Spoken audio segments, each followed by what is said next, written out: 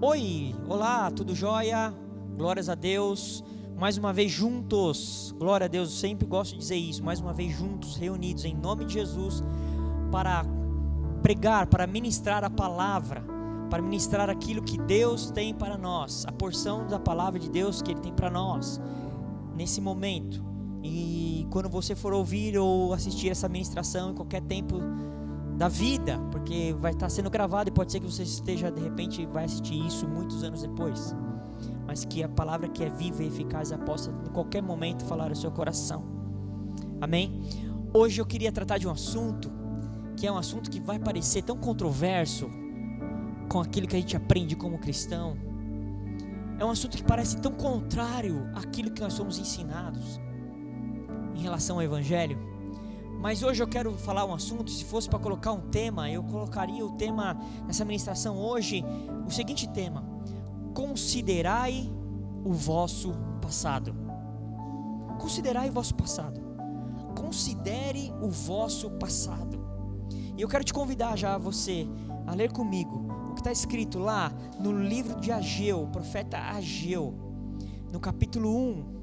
Ageu é um dos últimos livros ali do Velho Testamento, tá pertinho do fim ali. Eu quero te convidar você a ler comigo Ageu, capítulo 1, a partir do verso 2. Ageu, capítulo 1, a partir do verso 2, profeta Ageu, amém? Olha o que está escrito, profeta Ageu, livro de Ageu, capítulo 1, a partir do verso 2. Assim fala o Senhor dos Exércitos: esse povo diz, não veio ainda o tempo em que a casa do Senhor deve ser edificada. Veio, pois, a palavra do Senhor por intermédio do profeta Ageu, dizendo: acaso é tempo de habitardes vós em casas apaineladas, enquanto esta casa permanece em ruínas? Ora, pois assim diz o Senhor dos Exércitos: considerai o vosso passado. Tendes semeado muito e colhido pouco. Comeis, mas não chega para fartar-vos. Bebeis, mas não dá para saciar-vos. Vestivos, mas ninguém se aquece. O que recebe salário, recebe-o para pô-lo no saquitel furado. Verso 7. Assim diz o Senhor dos Exércitos: considerai o vosso passado. Subi ao monte, trazei a madeira e edificai a casa. Dela me agradarei e serei glorificado, diz o Senhor. Esperastes o muito, e eis que veio a ser pouco. E esse pouco, quando o trouxestes para casa, eu com um assopro o dissipei. Por quê? Diz o Senhor dos Exércitos: por causa da minha casa, que permanece em ruínas, ao passo que cada um de vós corre por causa da sua própria casa. Por isso, os céus sobre vós retêm o seu orvalho, e a terra os seus frutos. Fiz vir a seca sobre a terra, e sobre os montes, sobre o cereal, sobre o vinho, sobre o azeite, sobre a terra, sobre o que a terra produz, como também sobre os homens, sobre os animais e sobre o trabalho, todo o trabalho das mãos. Uau! Essa é uma profecia, essa é uma palavra vindo do Senhor através do profeta Ageu. Ageu, ele é contemporâneo daqueles do povo de Israel que estavam exilados após exílio.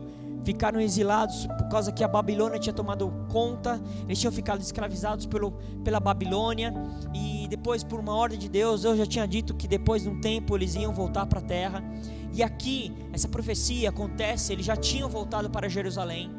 E quando eles voltam para Jerusalém, quando o povo de Israel volta para Jerusalém, eles encontram o templo, a casa do Senhor, destruída, em ruínas. Por quê? Os babilônios tinham destruído o templo. Eles tinham destruído o templo. E eles voltam.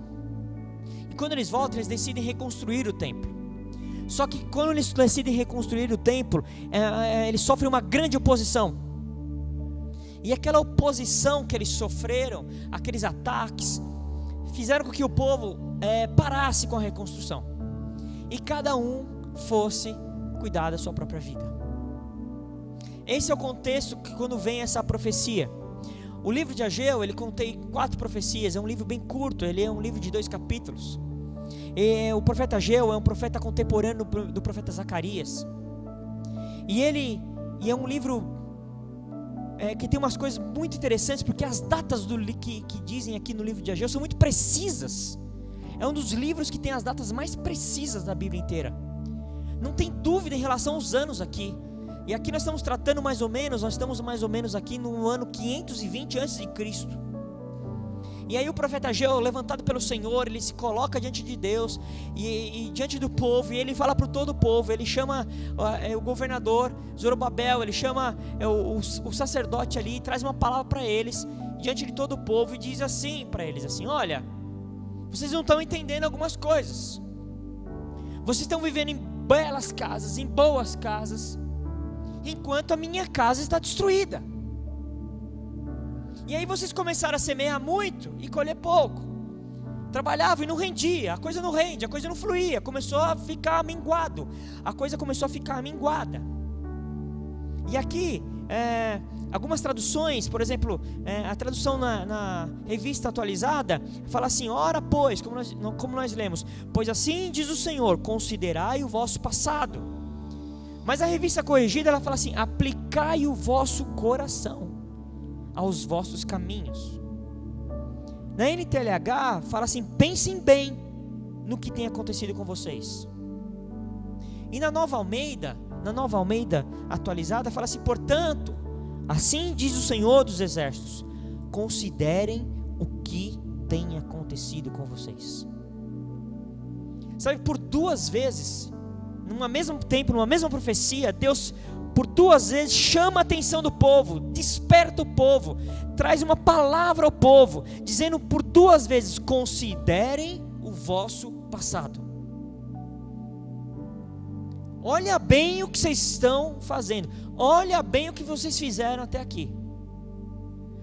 Deus dizendo para nós, dizendo para aquele povo, e aqui contextualizando, né? Nós estamos querendo que essa palavra para nós hoje também, Deus está falando conosco hoje. Deus falando para nós pararmos e olharmos para trás, olhar para o passado. Olha, considere o que vocês estão fazendo, coloca o coração de vocês, derrama o coração de vocês a discernir, a entender o caminho que vocês estão caminhando. Por 2 vezes ele fala isso. Eles tinham saído não fazia muito tempo de um tempo de cativeiro. Esse tempo de cativeiro serviu muito para disciplinar o povo. Por quê? Porque o povo foi cativo para a Babilônia, porque o povo vinha pecando, errando. E aí Deus trouxe essa situação sobre eles, e eles foram para a Babilônia por causa disso. Eles tinham saído de um tempo de cativeiro, e Deus tinha trazido novamente eles para a libertação, tinham trazido eles de novo para a sua terra, mas eles, ao invés de eles pegarem e mudarem o seu contexto, o seu coração, eles começaram a cuidar cada um de si mesmo, começaram a cuidar das suas próprias coisas. Eles começaram a focar naquilo que era deles. Eles esquecem do templo, esquecem da casa do Senhor. Casa do Senhor, eles simplesmente deixaram a casa do Senhor em ruínas. Essa palavra aqui no original, considerai o vosso passado, essa palavra no original também pode ser traduzida assim: considerai o vosso passado, considerai o vosso caminho, considerem como vocês têm vivido. Essa palavra aqui fala caminho, estrada, distância, jornada, a maneira, a vereda, a direção, o hábito. Figuramente fala sobre o curso da vida. Considere esse curso da vida de vocês, considere a vida de vocês, olhem para a vida de vocês, olhem para trás e vejam o que vocês fizeram. E por que vocês fizeram tais coisas? Por que vocês estão agindo assim? Olha como vocês estão vivendo hoje. Vocês semeiam muito, colhem pouco. E ele começa a falar as coisas que começaram a acontecer. O fruto começou a não vir, a terra começou a ficar seca. Nesse tempo de que Ageu libera essa profecia, havia essas pessoas estavam achando que não era tempo de irem mais para casa, que era tempo de ir para a casa do Senhor, era tempo de cuidar de si mesmo, dos seus planos, dos seus propósitos, dos seus objetivos, dos seus ideais, da sua vontade, do seu querer. Nesse tempo eles começaram a viver assim. cada um vivia segundo o seu propósito, o seu desejo, a sua vontade. Cada um começou a viver dessa forma. O povo estava vivendo desse jeito, quebrado com a aliança, quebrado com o pacto, romperam com tudo aquilo que Deus havia feito no passado. E eles, ao invés de ter usado o tempo de cativeiro, o tempo da disciplina, para falar: opa, não vamos vacilar de novo, porque olha aqui que nós já passamos. Não, aquilo parece que não serviu para muita coisa. E esse é o receio, por exemplo, dessa pandemia. Muitos achavam que no momento de pandemia, muitos iam voltar para o Senhor, iam voltar quebrantados, arrependidos, dispostos, iam romper com a sua vida errada de pecado, iam se prostrar ao Senhor, e não sei se é bem isso que está acontecendo não. Daqui a pouco vai acabar a pandemia, nós vamos olhar que ao invés de a igreja ter se juntado, fortalecido, se fortificado, se esfarelou. É lógico que eu estou falando de uma linguagem de modo geral, de uma situação, não é de uma situação de uma palavra sendo direcionada, porque nós temos que entender que Deus fala conosco através da palavra dele. Nós não podemos assim ler a Bíblia como se fosse simplesmente um livro histórico, porque se eu for entender que aqui é um livro histórico, eu não preciso mais do Espírito Santo, basta eu fazer um curso de história e entender que aquilo aconteceu lá atrás, não serve para hoje. Nós cremos que essa palavra aqui está falando conosco também hoje, porque ela é viva, porque ela é eficaz, e ela fala conosco hoje. Nós vamos ver algumas coisas lá na frente também em relação a isso. Então, como eles deixaram de se atentar, de se alegrar, de se envolver com a casa do Senhor e começaram a cuidar só das coisas deles, Deus segurou a chuva. Deus reteve a chuva. E a chuva, principalmente no contexto de Israel, naquela época então, que o povo praticamente dependia da agricultura, dependia da criação dos animais, a chuva era uma bênção. Eles dependiam muito da chuva. E Deus, o que Deus fez? Deus reteve a chuva. Toda vez que você vê, muitas vezes, a maioria das vezes, na verdade, quando você vê chuva, a chuva é um sinal da bênção de Deus. Existem as chuvas, as primeiras e as últimas, né? A seródia, e essas chuvas sempre representam o tempo da frutificação, o tempo do amadurecimento do fruto, o tempo para vir a colheita. Sempre tem uma linguagem, uma figura de linguagem espiritual aqui. E o que Deus faz? Deus reteve para esse povo a chuva, porque eles não discerniram os tempos. Eles não discerniram o tempo. Eles não entenderam o que era tempo de quê. Como eles não discerniram o tempo, que era tempo de reconstrução da casa do Senhor, que era tempo da reconstrução da casa do Senhor, como eles não discerniram o tempo e começaram a andar não conforme o propósito de Deus, não conforme aquilo que Deus esperava, Deus tira a mão, retém a chuva. E aí não houve mais recursos para aquele tempo, os recursos começaram a ficar escassos. Significa que tudo que eles fizeram, tudo que eles faziam, fizeram muito na força do braço, na carne, porque não havia recursos para eles, era tudo era muita força para conseguir pouco, era muito esforço para conseguir muito pouco. Deus, Ele diz para nós considerarmos o nosso passado, e não simplesmente o nosso passado individual, passado simplesmente de cada um de nós. Sim, cada um de nós, sim, devemos analisar esse contexto, mas não aqui Deus não está falando conosco só nessa forma. Deus está falando aqui de uma forma como um povo, e aqui contextualizando para o tempo de hoje, como o corpo de Cristo. Ele está olhando para nós, falando para nós assim hoje: olha, considere o passado de vocês, considere a caminhada de vocês, considere a jornada de vocês, e vejam como vocês estão caminhando, como vocês estão vivendo. Ele está tratando aqui com a igreja, com o corpo de Cristo também. E aqui, lógico, essa palavra tem um cunho individual e tem um cunho de corporativo.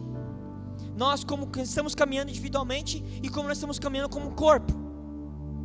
E ele diz para nós considerarmos, como eles não consideraram o passado deles, para verem, porque que ele queria que eles discernissem os tempos.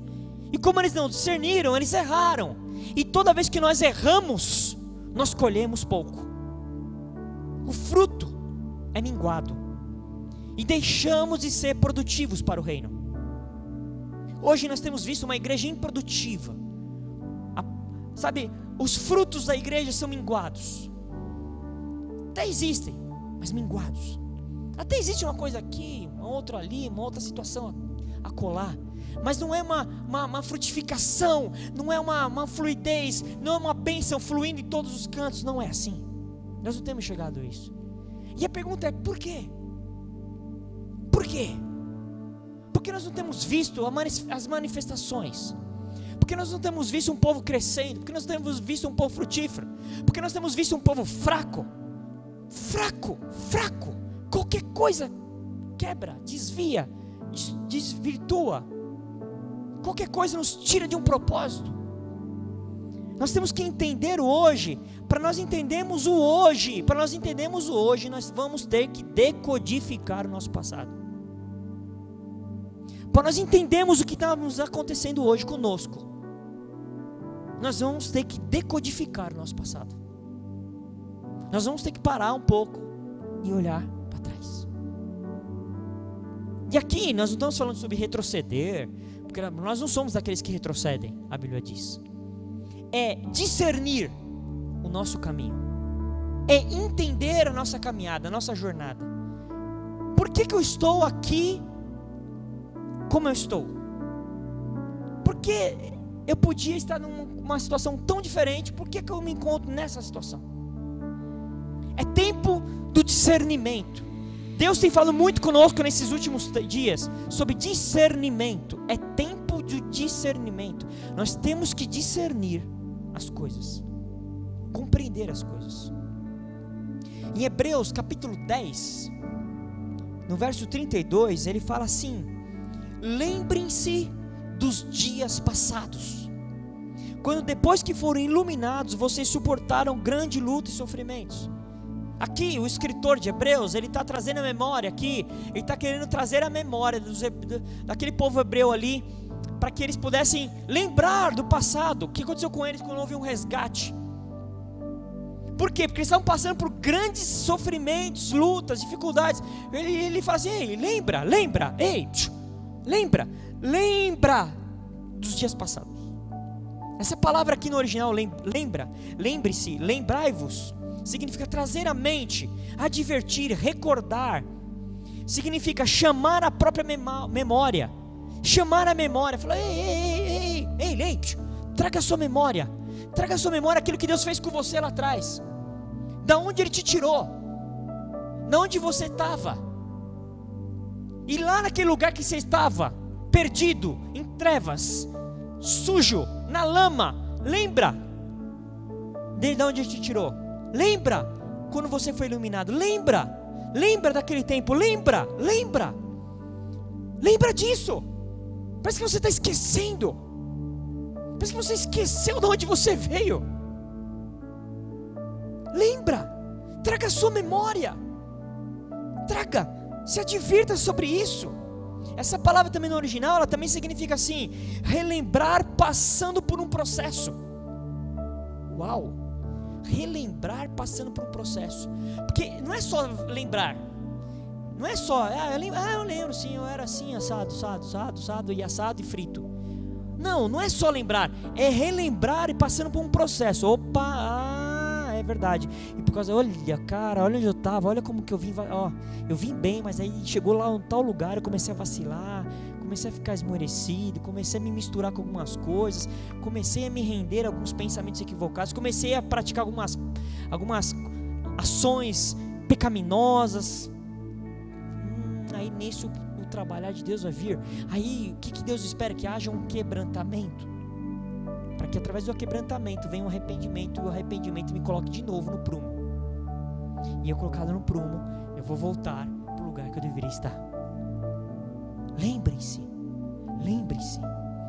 Sabe, em Isaías 46:9 fala assim: lembrem do que aconteceu no passado e reconheçam que só eu sou Deus e não há outro como eu.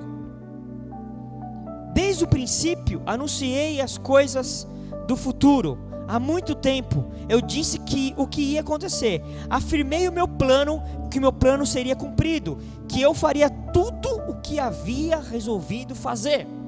Opa, olha Isaías aqui falando aqui para o povo. Ele falou assim: lembrem do que aconteceu no passado. Deus falando com o povo, e ele fala assim: reconheçam que só eu sou Deus. Ele está falando assim: lembra que eu fiz as grandes coisas que eu fiz, e só eu fiz isso porque eu sou Deus. Só eu podia fazer isso. Daquele lugar que você saiu, só eu podia te tirar de lá. Você não podia sair de lá por você mesmo. Ninguém podia tirar você daquela situação de escravidão do pecado, de entrega das trevas, de vida dissolvida no pecado. Ninguém, só eu. Lembra os milagres que eu já fiz na sua vida? Lembra toda aquela obra que eu já fiz? Lembra e reconheça aí onde você está. Reconheça que Ele é Deus. Aqui, por que Deus está levando o povo a lembrar do passado? Porque Deus, Ele está nos levando a meditarmos naquilo que Ele é, para entendermos os seus planos. Porque quando eu olho e vejo, uau, olha o que aconteceu comigo, olha de onde Ele me tirou, olha a obra que Ele já fez na minha vida, olha aquilo que Ele já tratou comigo, olha a cura que Ele já fez em mim, olha a libertação que Ele já trouxe, olha a mudança da minha mentalidade. Só Deus pode fazer isso. Só Deus. Só Deus. E eu sei, e você talvez que esteja aí me assistindo também, pode ser que saiba, o que diz lá em Isaías 43, 18 e 19, que lá em Isaías 43, 18 e 19, diz para nós não lembrarmos das coisas passadas. Agora deu chute. Agora não conversou, faltou conversa. Porque como que pode dizer para não lembrar das coisas passadas e você está até aqui falando, lembre do passado. Eu sei que ali diz isso, e ali, aquele texto, ele está dizendo para nós não lembrarmos das coisas passadas, mas isso referente àquilo que Deus fez. Ele falou assim: esquece aquilo que Deus fez. Por quê? No sentido, nossa vida não pode ser pautada na experiência nossa passada com Deus. Porque tem muita gente também que fica na experiência lá de trás. Eu falei: esquece. Deus não é um Deus imutável, que não se move. Não é Deus ele é imutável, mas ele se move. Não é um Deus estático. Ele fez lá aquela experiência que teve. Ele pode trazer uma experiência para você hoje. Pode trazer uma experiência para você amanhã. Não fique apegado na experiência passada. Você já viu algumas pessoas que falam assim: porque há 20 anos atrás Deus me usou, e Ele me usava, e eu fazia tais coisas. Aleluia, glória a Deus. Mas e hoje? O que Deus aqui Ele não quer que a gente faça? Que a nossa vida seja pautada somente na minha experiência passada com Ele. Não, porque o mesmo Deus de ontem é o de hoje, é o de amanhã. Esse Deus que é vivo. E Ele fala assim que nós não ficamos olhando o que Ele está trazendo para nós aqui, para nós olharmos para o nosso passado, e para nós nos atentarmos para aquilo que nós fizemos, e aonde foi que a gente vacilou. Aonde foi que eu vacilei? Lá em Deuteronômio 4, capítulo 4, a partir do verso 32, olha o que está escrito: estudem o passado. Estudem o passado. Outra tradução fala: pergunta aos tempos passados. Pergunta aos tempos passados. Vai lá, estuda o passado, toda a história, desde a criação da humanidade. Caminhe pelo mundo inteiro e pergunte se alguém já viu ou ouviu falar de haver acontecido alguma coisa tão impressionante como esta.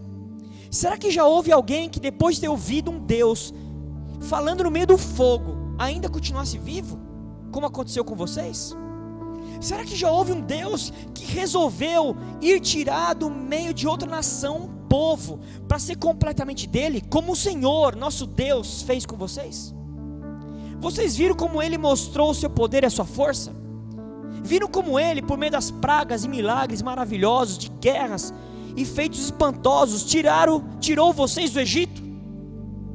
Deus deixou que vocês vissem tudo isso, para que soubessem que o Senhor é Deus. e não há outro Deus a não ser Ele.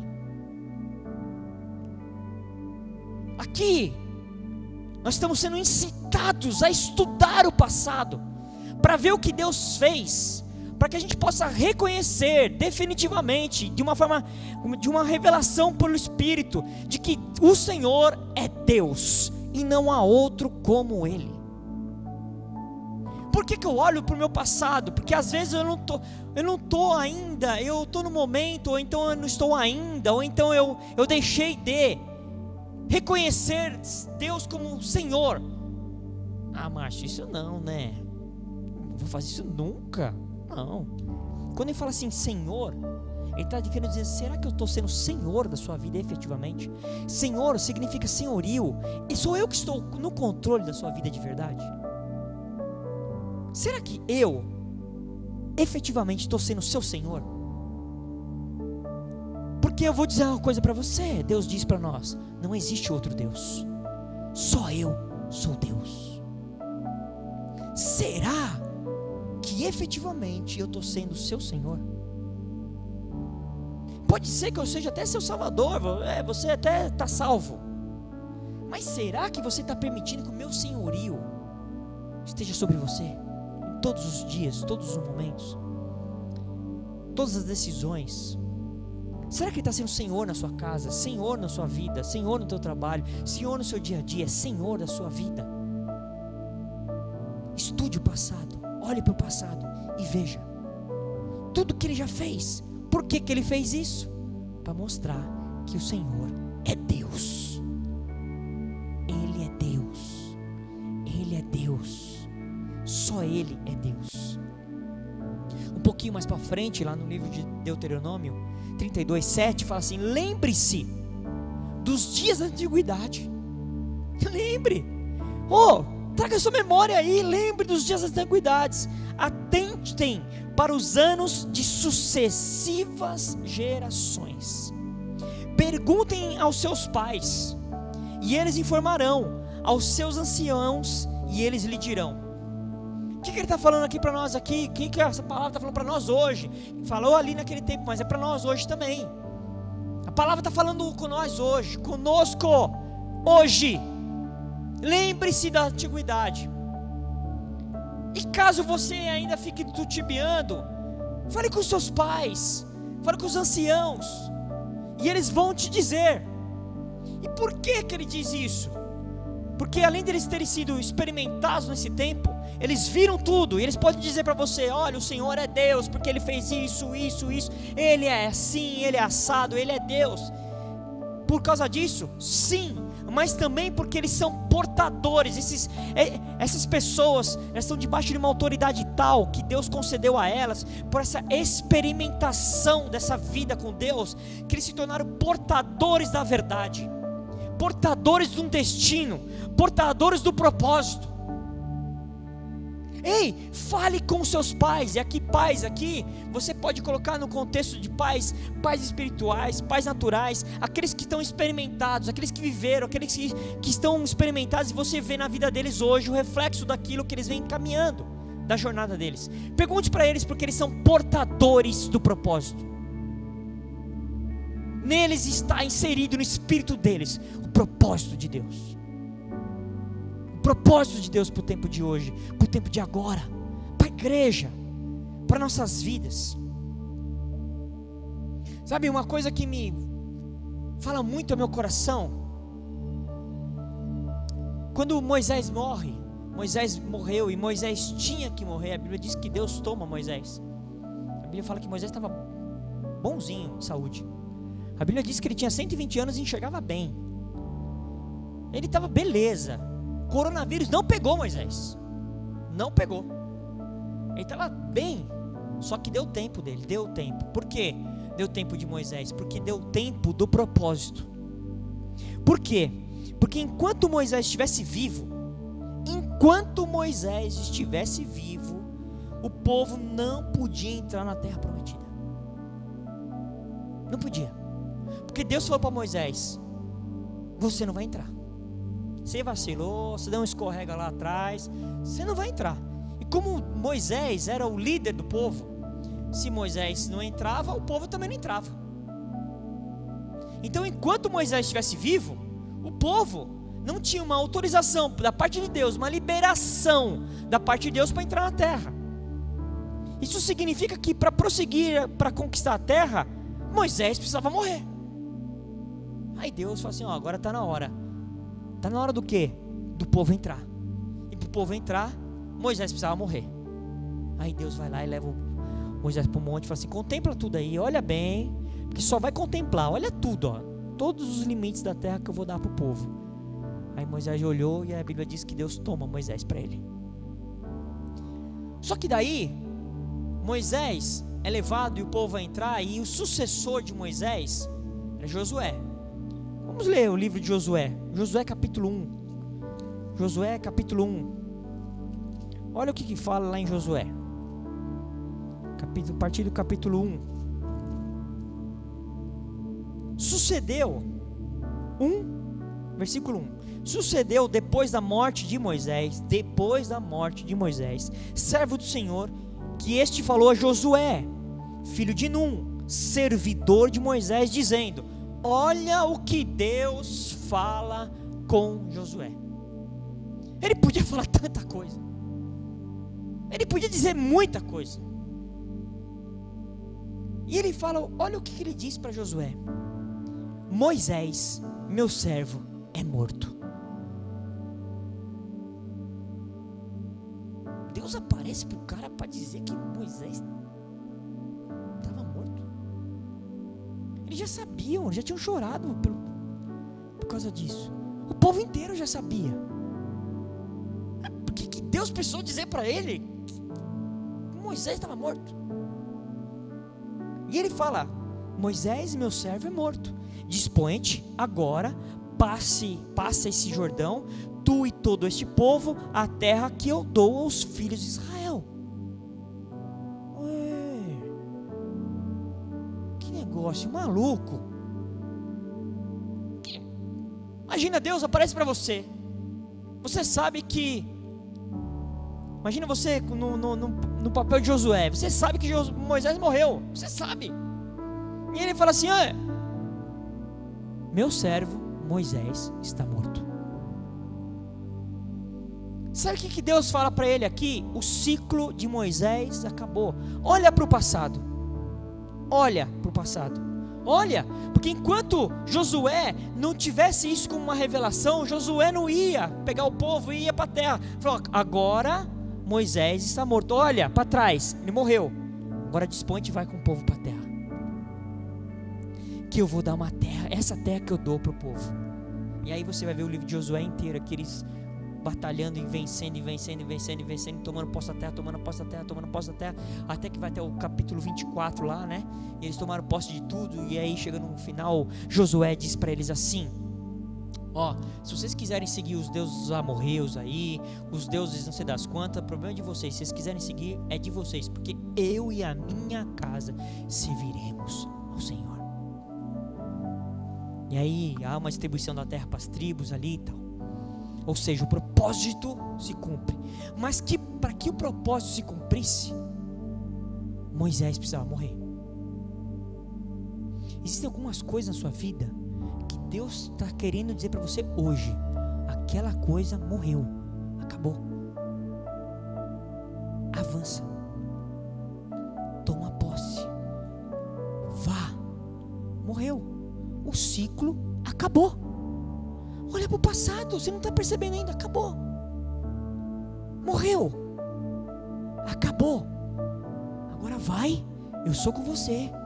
E dispõe-te, porque eu estou contigo. Alcança o propósito.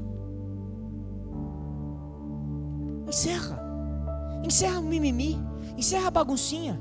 Encerra a angústia. Encerra a magoazinha. Encerra a tristeza. Encerra o medo. Encerra a insegurança. Encerra, morre.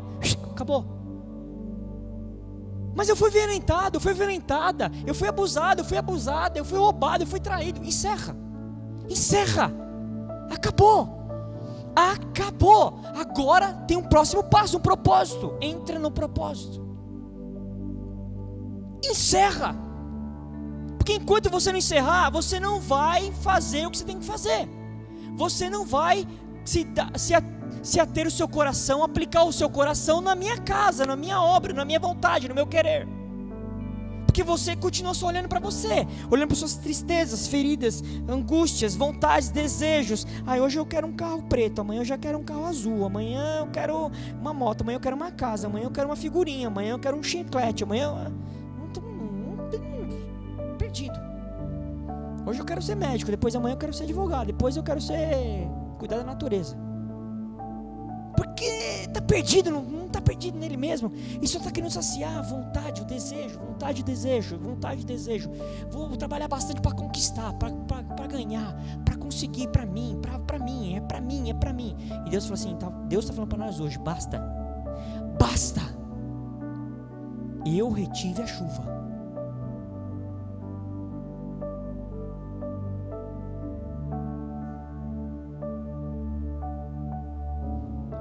Vamos dar um pulinho agora em 1 Coríntios, capítulo 10. 1 Coríntios 10, a partir do verso 5. 1 Coríntios 10, a partir do verso 5. Deus aqui falando do tempo ali que o povo estava vacilando ali, vacilou no deserto, com o povo que estava com Moisés.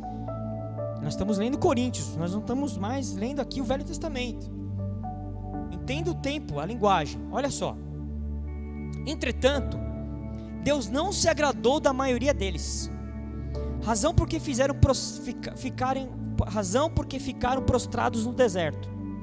Ora, estas coisas se tornaram exemplos para nós, a fim de que não cobicemos as coisas más, como eles cobiçaram.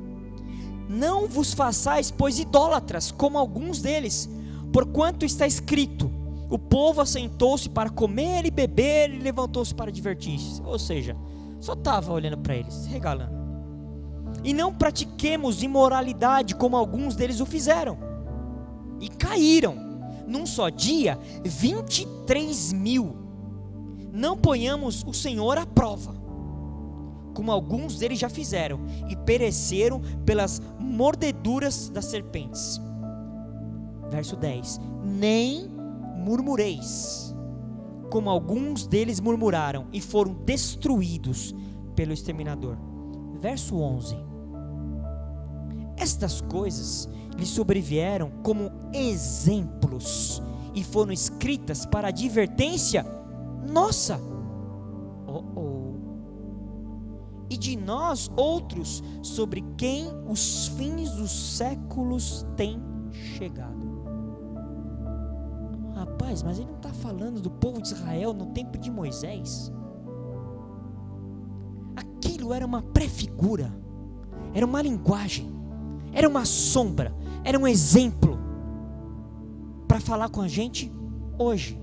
Porque olha o finalzinho do 11: e para nós outros, ele fala aqui, sobre quem os fins dos séculos têm chegado.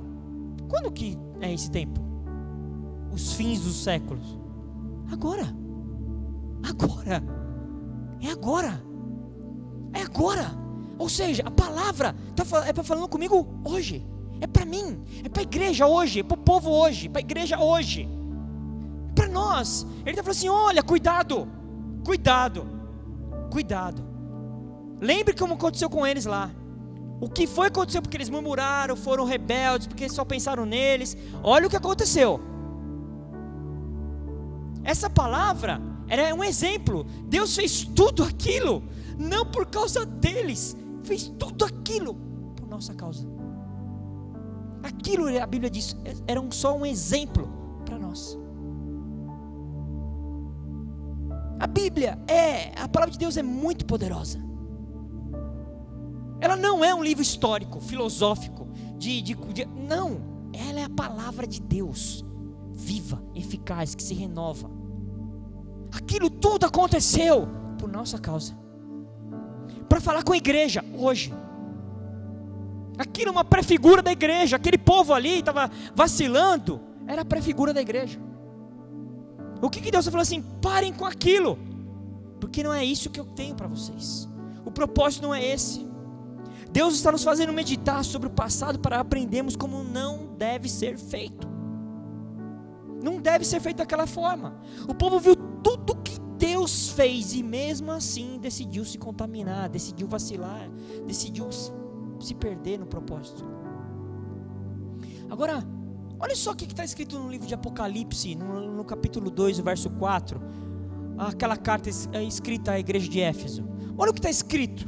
Essa passagem é conhecida, mas preste atenção aqui no detalhe aqui. Apocalipse 2, verso 4.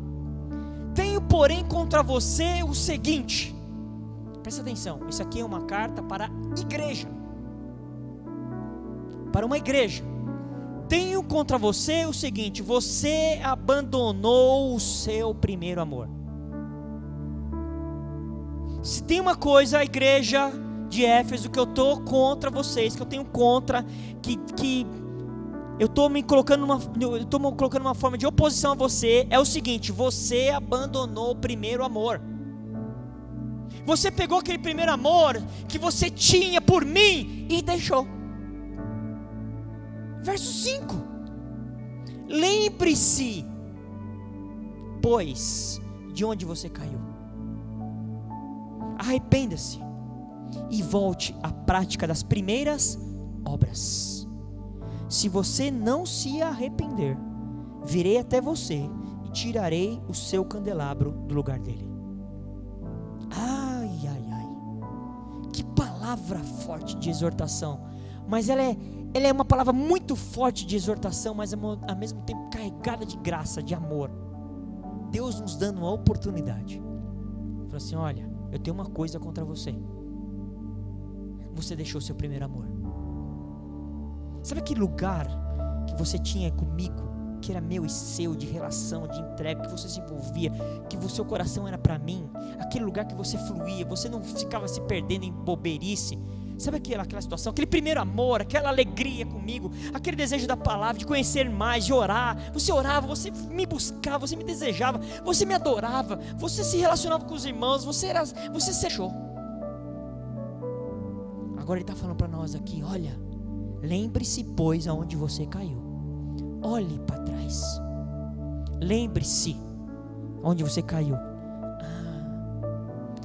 Identifica, se arrependa. Ele fala: arrependa-se e volte. Volte é o quê? Vai voltar para onde? Vai fazer o quê? A praticar as boas obras, as primeiras obras. Volta lá no propósito. Você se perdeu. Volta lá. Se arrepende e volte das primeiras obras e continue no meu propósito. Deus falando conosco, com a igreja. Essa palavra aqui, lembra-te, traz à mente, traga a sua memória. Eu sei que cada um de nós aqui, agora falando individualmente, que cada um de nós, se formos fazer um check-up espiritual, você vai saber aonde foi o lugar do vacilo. E às vezes nem foi aquela jaca, às vezes começou pequeno, aí foi tomando, daqui a pouco o coração já tinha. Nós temos falado aqui, e eu vou repetir: Satanás, ele não quer simplesmente botar em você uma grande adversidade, uma grande desgraça na tua vida para que você seja destruído uma só vez. Não, ele quer te destruir, porque a Bíblia fala que ele só vem para roubar, matar e destruir. E ele vai fazer isso simplesmente tirando você do propósito. Se você sai do propósito de Deus, ele já te destruiu. É muito forte essa palavra. Sabe, em Efésios capítulo 1, verso 9 e 10, Efésios 1, vamos ler lá, Efésios 1, versículos 9 e 10. Olha o que fala. Versículo 9, capítulo 1, versículo 9.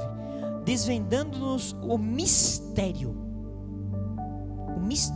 da sua vontade, segundo o seu beneplácito, que propusera em Cristo, de fazer convergir nele, na dispensação da plenitude dos tempos, todas as coisas, tanto a do céu como as da terra. palavrinha aqui meio complicadinha de entender, hein? Porque tem umas palavrinhas em português aqui que a gente vê todo dia, não é? Ah, mas aqui tem uma revelação tremenda. Aqui diz que Deus, ele desvendou, ele pegou o mistério que estava escondido e ele desvenda. Quando que o mistério escondido de Deus foi desvendado? Em Cristo.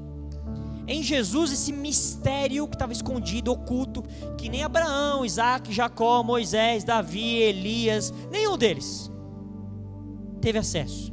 Nenhum deles. A Bíblia diz que eles não conseguiram alcançar. E esse mistério foi desvendado em Cristo. Esse mistério foi desvendado em Cristo. A vontade de Deus foi desvendada em Cristo. E Ele colocou tudo, propusera em Cristo. Em Jesus, Deus coloca todo o propósito dele em Cristo, em Jesus Cristo, em Cristo. E aqui ele fala em Cristo porque Jesus cumpriu, é o Messias que cumpriu, né? Ele já passou pelo aqui porque entende-se que como ele cumpriu o propósito de passar pela cruz, ressuscitar e hoje está sentado à direita do Pai, intercedendo por nós. Cristo, ele pega todo o propósito dele e ele colocou, o mistério foi colocado em Cristo, ou seja, o mistério revelado de Deus é Cristo. E ele fala que faz convergir nele, nele Jesus. Tudo ele faz convergir em Cristo, em Jesus. Essa palavra convergir aqui, pode ser também traduzido como unir. É a palavra que pode ser resumir, colocar todas as coisas juntas, sobre um princípio unificador, uma pessoa. Eu pego tudo e coloco debaixo de uma pessoa, que nesse caso aqui é a pessoa de Cristo. É trazer para a cabeça, é recapitular, significa mostra a cabeça como centro organizador. A cabeça, a Bíblia diz que Jesus é o cabeça e a igreja é o corpo de Cristo. Nós somos o corpo de Cristo. Nós somos o corpo de Cristo. Por que não é o corpo de Jesus? É o corpo de Cristo. Porque o corpo de Cristo só é revelado, manifesto com o cumprimento do propósito de Jesus na cruz. Jesus chega na cruz e diz: está consumado. Pai, fiz o que você mandou, está consumado. E porque Jesus faz essa consumação na cruz, ali nasce o corpo de Cristo. A igreja é o corpo de Cristo, Jesus é o cabeça e nós somos o corpo. E aqui essa palavra aqui, convergir nele, unir, reunir, tem algumas traduções que colocam reunir, significa que recapitular, mostrar que o cabeça é o centro de todas as coisas, ele é o centro organizador, fazendo com que todas as partes trabalhem em harmonia. Qual que é o propósito então de Deus? Qual que é o mistério revelado? Mistério revelado é Jesus. Jesus é Cristo, Cristo em nós, e Cristo em nós, ele cabeça, ele vai fazer com que todas as partes do corpo vivam em harmonia, num propósito. Quando isso acontecer de uma forma definitiva, Jesus volta. Só aí. Por quê? Porque Jesus não vai vir buscar uma noiva suja, mulambenta, quebrada. Não, ele vai vir buscar uma noiva adornada, sem ruga, sem mancha. Para que isso aconteça, o corpo precisa estar funcionando perfeitamente, conforme o cabeça. Essa palavra aqui também significa que reunir. Reunir é unir de novo. Reunir é unir de novo. Reunir. Ou seja, uma coisa que já estava... Ela foi reunir. Ou seja, voltar a fazer, a unir, a congregar. Reunir. Congregar de novo. Então o que nós estamos fazendo, na verdade, qual que é o propósito de Deus aqui como igreja? Nós estamos voltando a fazer aquilo que já sempre foi. Que sempre foi lá no princípio. No princípio tudo era perfeito. Antes de Adão pecar, tudo era perfeito. O que Deus está fazendo conosco, e é isso que nós precisamos entender. Nós precisamos estar, todos nós, como corpo de Cristo, funcionando conforme o cabeça, para que a gente possa voltar a manifestar a vontade dele plena, não só individualmente em cada um, mas em cada um unidos num corpo de Cristo. Ou seja, a nossa meta,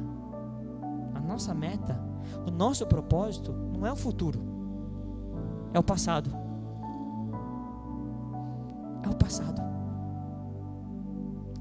Como que era? Lembre-se do passado. Como que era, Deus?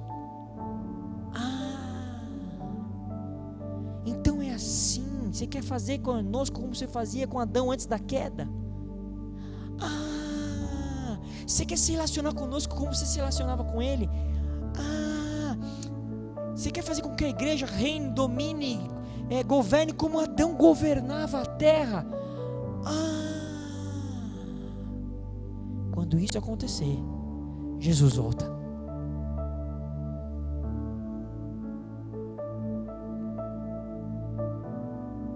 Ele quer reunir todas as coisas em Cristo, todas.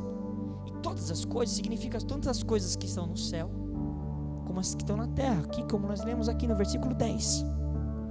Todas as coisas, que Cristo como cabeça. E falar que Cristo, de Cristo hoje, não tem como falar de Cristo hoje sem falar da igreja. Porque não existe cabeça sem corpo, corpo sem cabeça. Agora lembra que nós começamos a ler o livro de Ageu. O profeta Ageu liberou uma profecia vindo da parte do Senhor, uma profecia, e a Bíblia, os livros não estão em ordem cronológica, amém? O livro de Ageu, por exemplo, ele conversa com o livro de Esdras. Ageu é contemporâneo de Esdras, e quando você vai ler o livro de Esdras, você vai ver que essa profecia de Ageu, olha o que aconteceu lá no livro, lá em Esdras, capítulo 6, verso 14, Esdras 6, 14, olha o que está escrito: os anciãos dos judeus, porque eles ouviram a profecia, que tudo estava retido, nada estava acontecendo, a casa, por quê? Aí Deus fala, por que tudo isso está acontecendo? Porque eu retive a chuva, porque a bênção parou, porque vocês pararam de colher muito, por quê? Porque vocês largaram, abandonaram a minha casa. Aí eles ouviram a profecia, ele falou, opa, Deus, nós vamos obedecer. E olha o que acontece, os anciãos dos judeus iam construindo e prosperando em virtude do que profetizaram os profetas Ageu e Zacarias, filho de Ildo. Reconstruíram o templo e o terminaram segundo a ordem de Deus de Israel, segundo o decreto de Ciro, de Dário e de Artaxerxes, reis da Pérsia. Uau! A Bíblia diz porque eles ouviram a profecia, obedeceram, eles começaram a construir, começaram a prosperar, porque eles começaram a novamente a esquecer deles e olhar para a casa do Senhor e começaram a reconstruir o templo. E aí o que aconteceu? Eles voltaram a prosperar, e a Bíblia diz que eles terminaram a reconstrução. E como eu disse aqui, como nós lemos, essas coisas são exemplos para nós. E aqui não é para reconstruir templos físicos, o templo de Salomão, nada disso.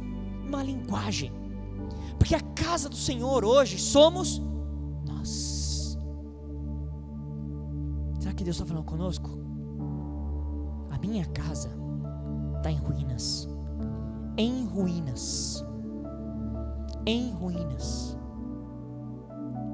Reconstrua a minha casa.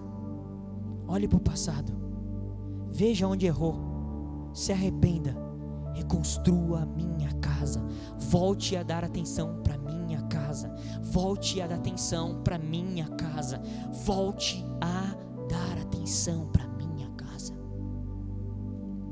Aquilo era uma sombra apenas. Nós também fomos libertados do cativeiro, ou não? Nós estávamos perdidos no pecado antes de Cristo. Eles estavam na Babilônia, nós estávamos escravos do pecado, nós também estávamos cativos. Deus também designou para cada um de nós uma missão no seu reino, ou não? Ou não? Deus te salvou para você ficar perdido por aí, solto? Deus te salvou por um propósito. Nós devemos, a Bíblia fala isso em Mateus, nós devemos buscar o reino de Deus e a sua justiça em primeiro lugar. Era isso que eles pararam de fazer. Eles deixaram o reino para segundo plano, para deixar de canto em ruínas, e foram buscar o reino deles, o próprio propósito deles. Mas Deus está trazendo para nós aqui, relembrando a nós, trazendo ao nosso coração: busque o meu reino em primeiro. E aí ele fala: fique tranquilo, porque todas as outras coisas serão acrescentadas. Ou seja, Deus está nos trazendo a memória: busque o meu reino em primeiro. Se agirmos assim, Deus se agradará de nós, como Ele falou que ia fazer lá, e o seu nome será glorificado. Por outro lado, quando nós abandonamos a casa do Senhor, quando nós deixamos a casa do Senhor abandonada, largada, em ruínas, para correr atrás dos nossos próprios interesses, a nossa situação fica igual a daquelas pessoas. Esperamos o muito, mas eis que veio a ser pouco. Cada vez menos. Acabamos por fim numa armadilha. Quanto mais corremos atrás dos nossos interesses, menos temos e mais precisamos correr.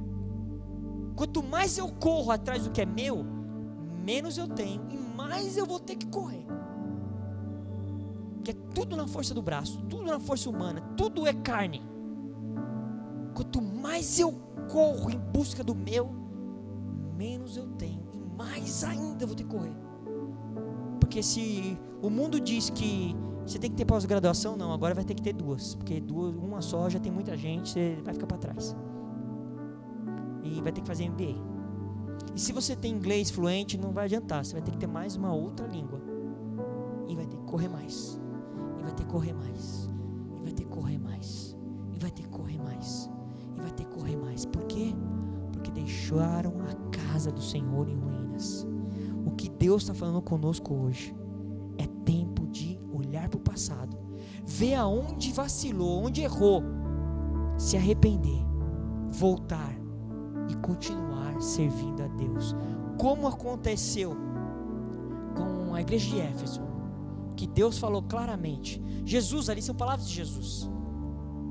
Falou assim: eu tenho uma coisa contra, você deixou o meu primeiro amor, o primeiro amor. Volte, volte, volte.